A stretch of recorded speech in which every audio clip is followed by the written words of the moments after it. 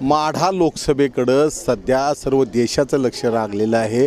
अतिशय चर्चेत राहिलेला हा महाराष्ट्रातला मतदारसंघ आहे आणि या इथं मोहिते पाटलांचं बंड असेल किंवा इतर गोष्टींमुळे ही खूप चर्चेत आला होता आणि आता शरद पवारांच्या सभा झालेल्या आहेत। उद्या देवेंद्र फडणवीसांच्या 3 सभा होत आहेत आणि 30 तारखेला थेट पंतप्रधान नरेंद्र मोदी हे माढा लोकसभेसाठी प्रचाराला येत आहेत आणि त्यांनी जागा निवडली ती सुद्धा मोहिते पाटलांचा होम ग्राउंड असलेला माळशिरस तालुका आणि या इथं जवळपास 1 लाखाची सभा घ्यायची तयारी चालू आहे। संपूर्ण 28 एकराच्या मैदानात हे सभेचं ठिकाण असणार आहे। या 28 एकराच्या मैदानावर ही सभा होणार आहे आणि त्याची जोरदार तयारी सुरू आहे।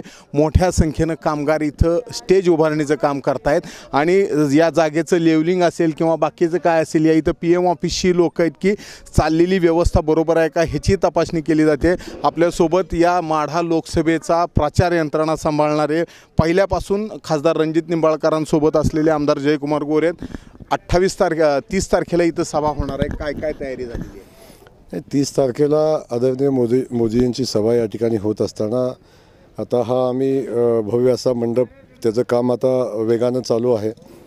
हेलिपॅड तयार झालेत आणि सगळ्यात महत्त्वाचा विषय आहे की या सभेसाठी लोकांची उपस्थिती किमान आमचं टार्गेट 1 लाख लोकांचं आहे आणि त्या हिशोबानं आमचे कार्यकर्ते कामाला लागलेत। मतदारसंघ वाईज बैठका चालू आहेत, गाड्यांचे नियोजन आणि लोक इथं कशी येतील या संदर्भातलं नियोजन चालू आहे।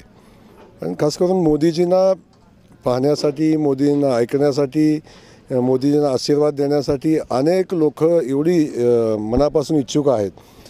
माळशिरस हा मोहिते पाटलांचा गड आहे, हे मीडियाने केलेला विषय आहे। माझ्या माहितीप्रमाणे माळशिरसमध्ये मोहिते पाटलांची सत्ता नगरपालिकेत नाही। या भागातले बहुतांश गट हे त्यांच्या विरोधात काम करतात आणि त्यांच्या या भागातनं प्रचंड मोठा विरोध मोहिते पाटलांना आहे। अवश्य हा मोहिते पाटलांचा परिसर असला तरीसुद्धा आम्ही प्रचंड ताकदीनं या ठिकाणी सभा घेतो आहे आणि सगळ्यांचा जो समज होता की मोहिते गेलं की सगळं गेलं, असं बिलकुल नाही। या सभेतनं तुम्हाला दिसेल आणि 1 लाख लोकांचा समुदाय या ठिकाणी मोदीजींना ऐकण्यासाठी येईल आणि तेवढ्याच किंबहुना त्यापेक्षा जास्त फरकानं आदरणीय रणजितदादा नाईक निंबाळकर निवडून आलेले दिसतील।